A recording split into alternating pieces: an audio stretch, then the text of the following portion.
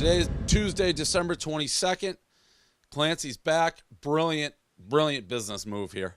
Because nobody's better than me, babe. Nobody's better than me. I know exactly what I'm doing here. Christmas right around the corner. We don't do any rundowns or anything till New Year's. So you cut it off basically by saying, hey, I was back, and it doesn't add 2 weeks. I don't know what you just did before this rundown started. It looked like you made a fancy face. Is your baby right behind the computer or something? She was for a second, yeah.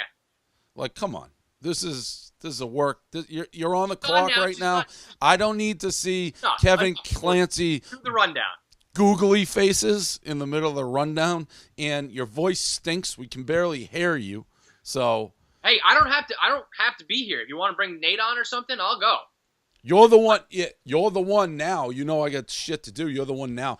All right, let's get into this because it talk up. Get the baby out of here. Let's roll. Nick Cage, Mongolian T-Rex. So I guess there was a like ancient artifact that was stolen out of Mongolia and sold on the celebrity black market, it seems like. Nick Cage outbid Leonardo DiCaprio for it. That's stunning.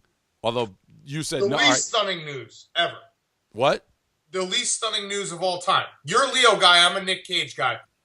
I like Nick Cage. Do not paint me in a corner about Nick Cage. I like Nick Cage. You're a Leo guy. I'm a Nick Cage guy. If you asked me if there was like a model, a supermodel, you guys keep talking. You guys keep talking. My bookie's here. And I'm the one being unprofessional during the rundown. He's back to live bullets, so you never know what's going to happen when. It's probably like a duffel bag of cash or some shit, right? You know that it's Dave lost a lot of money because this happens to me too. When your bookie comes to you, when he's like, "Oh, I'll come to you." That happens to me when I'm like down a lot and they're like getting nervous whether I'm going to pay or not, and they're just like, "Oh, I'll come to you. Don't worry. I'll go out of my way. I got you. Don't worry." Yeah, you just name the time. I have a wide open schedule. I will be at your house when you tell me to. Dunkin' Donuts bag, boys. Oh, you got paid? Oh yeah. Wow. Oh wow. That's why when you say you can show up, you can show up. Wow. And a little joke. Merry Christmas. My bookie gave me a penny because I'm a Jew. He always makes Jew jokes. That's great. I was saying to Kevin just now that I thought you had to pay because when my bookie shows up to my house when I have to pay because he's like, "I'll come to you at any time you want." You know that. Dave, you look happy. You are exhilarated right now. You ran down the stairs. I don't run when I'm paying. I run when I'm collecting. I slurp over there. Are we still on Nick Cage? Oh yeah. So you're a Leo guy. I'm a Nick Cage. No, I'm a Leo guy, but I like Nick Cage. If we're talking about being at a bar and it's like you got a 12 out of 10 supermodel, who's gonna fuck the supermodel? It's Leo. When you're talking about T-Rex skulls, ancient artifacts, things of the occult, Nick Cage doesn't lose in that. Like I'm actually offended that Leo actually thought he could get this skull. I'm offended that it was only $276,000. Well, it was stolen, so it's probably like the papers were probably right. Like it's like I would assume it's like buying a baseball card. Like if the papers, it's not like mint, so you have to. I don't know. The papers probably. Dude, there are pieces of art that are just like a blue canvas that sell for $40 million, and we're gonna get a T-Rex skull for $275,000. How did Leo get outbid on that? I'd throw like $5 million at a T-Rex skull. I'm going to say something that may see this points me again as a Nick Cage guy. I actually take umbrage, Big Cat, with you being like if you're at a bar, there's a supermodel, Leo's. I think that's the type of situation where the girl's trying to hook up with Leo, Leo's playing the field. There's a lot of pretty girls.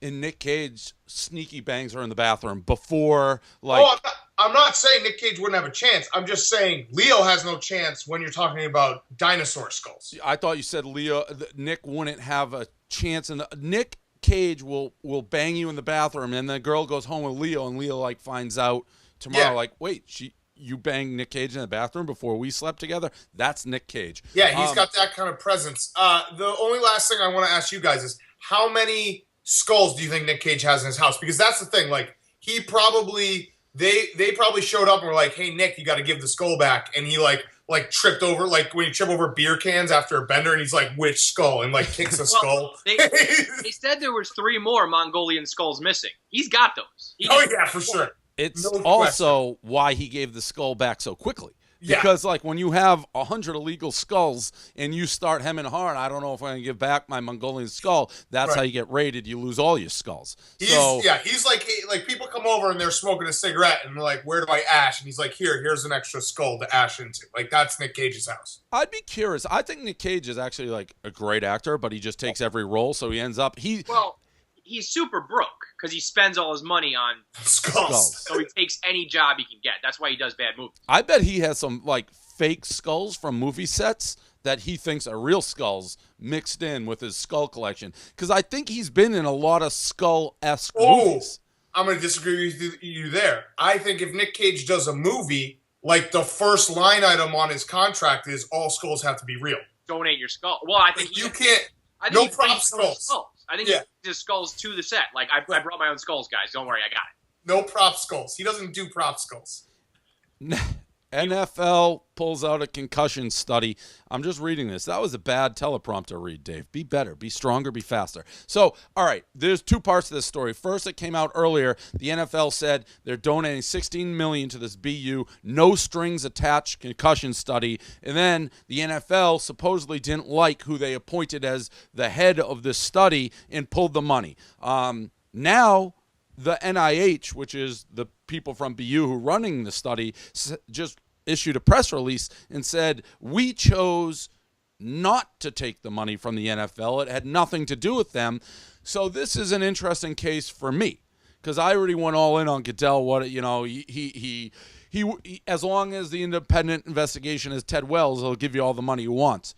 But now ESPN, who did an Outside the Lines report, they seem like total liars. So somebody's lying. It's the Seinfeld, you know, I'm spotting dimes, eating onions. I don't know what's going on. My best case take is Goodell has somebody from the NIH held hostage somewhere and is like, you got to release this statement or we kill this person. That would be my take. Kevin, baby man, what do you got? Well, maybe they didn't take the money because they don't want the NFL involved. You know what I mean? If I'm investigating concussions, I wouldn't want NFL money. I'd rather do it on my own and actually be completely independent. Because the notion that the NFL can be independent on these studies is crazy. The only way to stop concussions is to have players stop bashing their heads together, and that's what the NFL's product is. So there's no way they're ever going to get around this, no matter how much research they do, no matter how much medicine they come up with. So I think in a way the concussion people want to be separate from them because they know the NFL will do whatever they can to keep shit quiet. So then ESPN lied. Where does ESPN come in again? They broke the story and Outside the Lines. Oh, about the relationship. Well, they broke the story that said the NFL pulled their money from the concussion because they didn't like the investigator. They issued the statement and said we didn't want. So as crazy as you are, Dave, with your conspiracy theories and stuff, you're right. Goodell has someone in that office who released that statement for a nice bag of money. Yeah. And now they got everyone going in circles. It's probably another $30 million, right? Keep this quiet and. Right. Because they have so much money now. I bet you the NFL has like a slush fund, like, you know, when you worked in an office and they're like, oh yeah, this is our like party slush fund for like Christmas parties. NFL has like a kill anyone who talks about concussion slush fund, and it's got like $1 billion in it. And we've talked about concussions. It's all backward. It's all back, right? I mean, they should just sign release. You play football, you may get a concussion. It's like, you know, UFC, MMA, all that shit. Obviously, you can get concussions. It's the fact, whatever they did beforehand. But, I mean, it's part of football, and I don't think many people would change. I hate the concussion issue. Delonte West out of the clouds, hates LeBron James. I hate LeBron James. Big Cat, you blogged this. So people are telling me this is like fake or something. Listen, Hank just emphatically shook his, and as emphatic as I've seen this guy, Handsome Hank, in 3 years of being here, shook his head that it's 100. Hank, you can talk. I've gone over this. You say it's real? It's his real Twitter. A lot of people are telling me it's fake too. But. Yeah, people are saying it's fake. But here's the thing: if you're telling me a Delonte West versus LeBron James feud on Twitter, Black Sports Online is the only place that I will say is fact, and they posted it, and that's where I saw it. So it's real. And I don't know what Delonte West is doing. He's forever linked with LeBron James, right? Like when you say Delonte West, you just say he fucked LeBron's mom. Yeah, and I mean, well, Delonte West is a certified maniac too. So, yeah, but that's the first line in his obituary for all of our brands. It on his tombstone, it will just say Delonte West, and then below it LeBron James. KFC. Yeah, I don't even understand why this would be fake. Like, those are the two names that this absolutely would be real. I guess my only question is, if you fuck somebody's mom, do you really hate them personally? Like, if I fucked Big Cat's mom, I wouldn't be like, fuck Dan. I'd be like, yeah, I fucked your mom. It seems weird to have that much hate for LeBron. Maybe he fucked her, though, out of hate, and he still hates. Yeah, I mean, I guess it would have to be the other. I think one has to come first. You know, I think you have to hate him and then fuck the mom. I think Delonte is just crazy and he just wants attention. So he's like, what's the way to get attention is just get me and LeBron back in, like, people's brains. Does he still play? I don't think so. No. Not even, I mean, like, overseas or something. Yeah. It's here's a Davey Page views guarantee. He will not die of natural causes. That's and I said that in my blog. Listen, LeBron himself, I don't think he has the ability to kill someone. Like, he doesn't have that mentally. MJ definitely does, but LeBron doesn't. But LeBron signed that Nike deal, the life-term contract. Nike will kill someone for you. So that's like LeBron just like, okay, hey, Nike, you know, Delonte's kind of bothering me again. And they say no more. And then Delonte's gone. Delonte rolls around, though, with his own fucking artillery. Well, that's what I was going to say. Taking out Delonte's not an easy task. The easy way no, it is an easy task. The way to do it is you don't actually kill him. You party with him for like 2 days straight on a bender, and then you just start putting guns around him, and he'll shoot himself. Fact. That's so fucked up. You could also just like blow that dude up with a grenade. That's a fact. Put it this way: if Delonte West blew up and the story was that he blew himself up, everyone would be like, "Oh yeah, all right, no big deal." That's what I'm saying. Get away with that. You could murder him right now, and everybody would just blame Delonte for it. And again, going further, you could pretty easily get him to kill himself, either on purpose. I think he's tried to kill himself. Well, and this is my initial point. Delonte probably tweeted this just so we would be talking about him. Now, he didn't think that we'd be staging his death on our rundown, but we are talking about him, so point for Delonte in the whole thing. You hang out with Delonte West and talk about that huge thing on his lip long enough, that guy will kill himself. That's suicide worthy right there. That's St. Joe's team. What a team that was. Unbelievable. It took me forever to get on board that they were for real. They were just steamrolling people. I was losing money left and right, but now I got Dunkin' Donuts back. Commercial break? Okay, we're back. Kelly Hall is in a little tiff, and babies, dogs. You don't hear any babies crying. It's like the Jack Benny show here. You don't hear any babies crying. I'm gonna catch heat for that Jack Benny. I don't watch Jack Benny. I just know it's a cultural reference. So I saw Kelly Hall I thought she Instagrammed it in real time, basically selling like Lions Saints tickets. I thought I saw it on Instagram. I'm not sure if it's Instagram or Twitter. In real time, I was like, that's a little weird. I assumed it was for a charity. People then got mad at her because, you know, your husband's like a bazillionaire. You're really selling a Lions Saints tickets. She gets into it and mixes it up. I think she's a stoolie, so we should have fucking asked her to be on this show, but we didn't. That's the story. Big Cat. I love Kelly Hall. I like a chick like this who will mix it up with the fans. Because, you know, usually they don't say anything. Wives don't say anything. She doesn't care. She'll post like a meme saying Stafford's the best quarterback of all time and then just fight fans in the Instagram comments. I like that. That's like you want a teammate like that. As for the selling of tickets, I agree. She must be on an allowance or something because, like, that's a weird move to have to sell those tickets. I will say, my wife. What do we get for those tickets? What are you getting for Lions? My wife will sell a used chair that is slightly broken for $1.50 on Craigslist and have a homeless person come into our house where I live, where I eat, to take this chair. We've gotten in drag-out brawls because another move she likes to do is she'll just walk out the door, be like, the homeless Craigslist person is coming to pick up the chair, so be ready. It's like, what? What are you? I'm lugging shit down. So my wife would do this move. So I sort of get it, but she's not in the public eye like that. Crazy move. KFC? We always come back to the same idea with wags and side chicks and stuff. They just cause problems. Like, she shouldn't be doing this. It's totally unnecessary. The amount of money that you can get for Lions Saints tickets is peanuts. But at the same time, Lions fans getting all over her. I would have to imagine being a wife or a girlfriend of the Detroit Lions is as bad as it gets. So cut the girl some slack. Like, we got much bigger fish to fry here, Detroit, than Kelly Hall selling some tickets on StubHub. Let the girl live. See, she also, though, I think it works for her because she doesn't back down and she just does whatever. It doesn't work when a wife or a girlfriend just fires off a random tweet and deletes it. And you're like, now you're a problem. Kelly Hall's just like, I'm here and I'm going to fight with anyone who fucks with me at any time. And I love that. I want to have one last point about this game.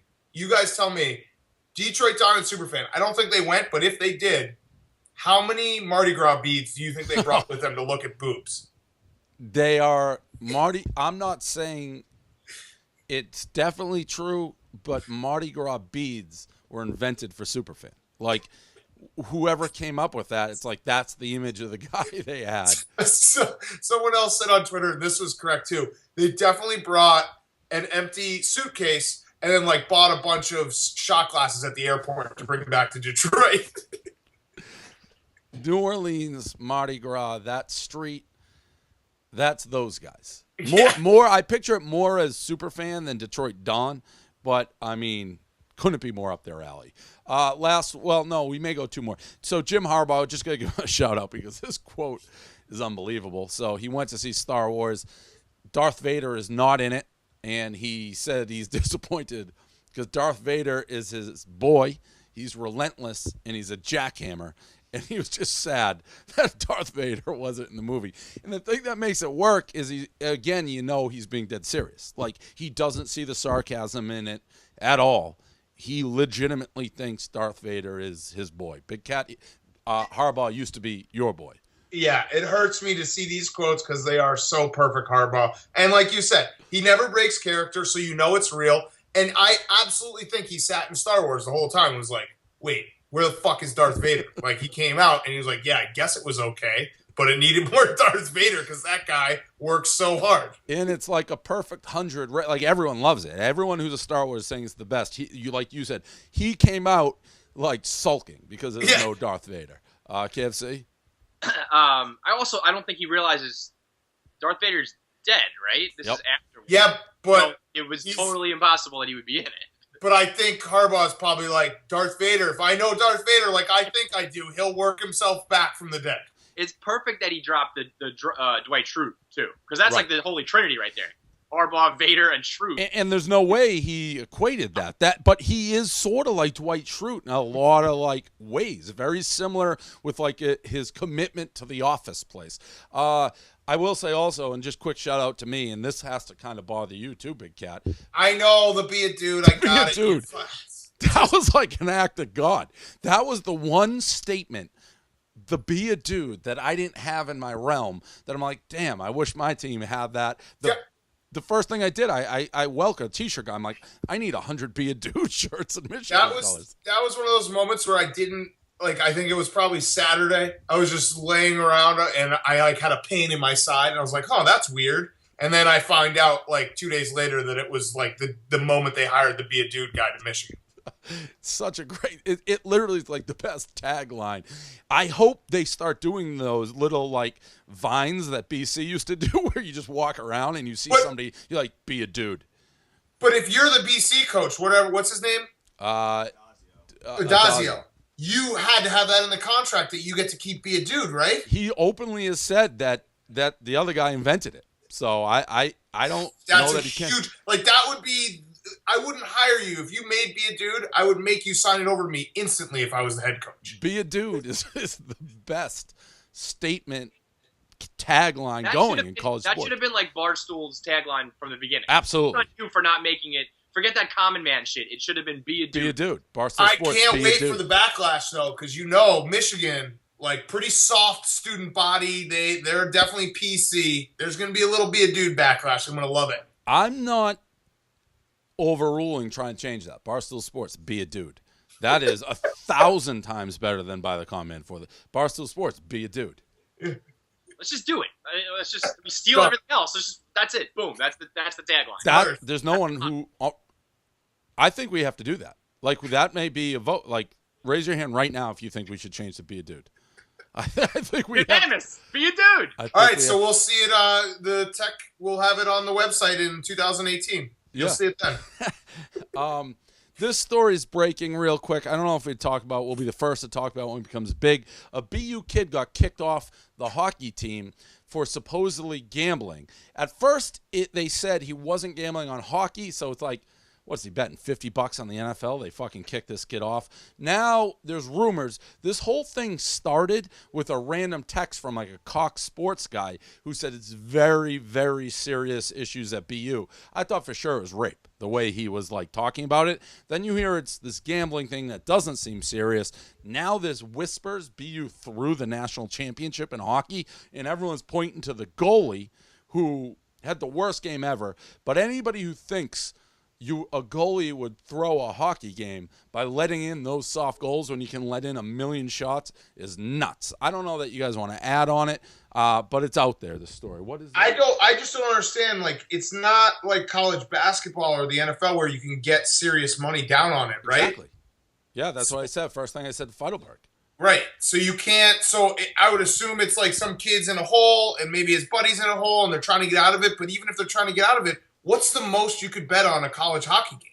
Well, I mean, maybe that's why they did it at the championship, too, though. Stakes are a little bit higher. I still don't think. The most I can bet on a college hockey game is $500, and I can bet a lot of money on everything else. In Vegas, you might be able to bet $5,000 at a sports book. What are you saying? The rumor was, I mean, it's all like really unsubstantiated rumors, but it was they were $50K in the hole, and this is how they were getting out. $50K in the hole, getting out of it. That's a lot of action to get on. That's like eye-opening action where people will be like, something weird's going on. Right. If you go and put $5K down on every single sports book in Vegas, someone's going to be like, what the fuck? Because I cannot imagine that there's like any amount of money gambled on the college hockey national championship. We'll have to talk to our friend Jimmy Hayes. He probably rigged the game himself, knowing him. He's the pride of Dorchester. That's it. That's a rundown. There's one more tomorrow. What? Oh, yeah. My final question was the Kim Jong-un. So he's now a fedora guy.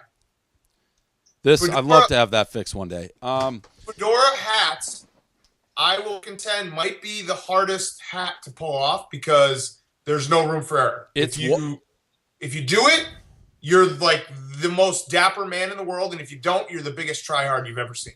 It is walking a tightrope without a net. But not with Kim Jong-un. Yeah, he's bulletproof. He could come out wearing any hat, any clothing, any hairdo, and everyone would be like, oh, shit. And he makes the whole country do it too, right? Well, so, like, boom, he wins no matter what. Yeah, I mean, and to be honest, I think world leaders have a lot more leeway because you're a world leader. So you pull a stunt like that, like even Obama goes fedora, I think it works. It's really hard to be a world leader and not do it. But if you're just kind of a normal person, that's a tough move. It depends on the world leader, too. Some, like, prime minister of fucking England comes out in a fedora. We hate him. I wouldn't think that's good at all. Putin, Kim Jong-un, some powerful dudes, they can wear whatever they want. That's what I was about to say. Dave, your fatigue blog last week. Yeah. I would actually say like a dictator with a fedora is far more dangerous than a dictator in fatigues. You can wear both. But if you... About a fatigue. That would be tough. But if you wear a fedora... That's evil, like, mastermind. Yeah, that's not like blunt force, like we'll just go and bomb them. Kim Jong-un, the minute he puts on that fedora, he's up to some serious shit. No, I agree. But I also stand by if, like, somebody in the Republican debate showed up in fatigues, that would flip that whole debate on its head. Like, you win that debate just walking out in fatigues and boots. It's fair. All right. KFC, I guess we'll get you for one more day, and then...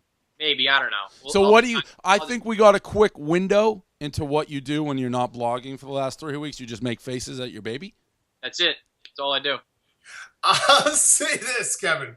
The ballsy part of it is when you took the 2 weeks off and you, like, were tweeting in our face every now and then. Every now and then? He was CNN. He was that breaking news feed. What's that? You were the breaking news feed on Twitter while you were on your time off because that's what we got a window. Have you looked in the mirror at your baby faces? Do we have that? Was it rolling when he baby faced? Roll all the baby faces you want. Dude, he's doing a face to his fucking newborn baby. You really are like On my dime. Dave, you made a song with your wife for your dog. Yeah. What the fuck? What the fuck were we I didn't talking do it. about? I wasn't singing it on the rundown. You sang it in I the take a 45-minute break 24 hours a day, and I sang a little song to my dog during that. I'm out on the rundown tomorrow. Get me What's it go? What's it go again? It's It's Eeny teeny weeny, weeny tiny Stella little Beanie. Stella Beanie. She's the perfect weight with a hackney gait. She likes to poop and go to group. She likes to sit on the belly over, sit on the tummy over her money, dig in the dirt and wear her shirts. That's that song, and you just made fun of Kevin doing one face to his newborn baby. Big difference, Dan. You asked me to sing the song. I didn't ask for the baby faces. True. Point there. All right. All right. I'll talk to you later.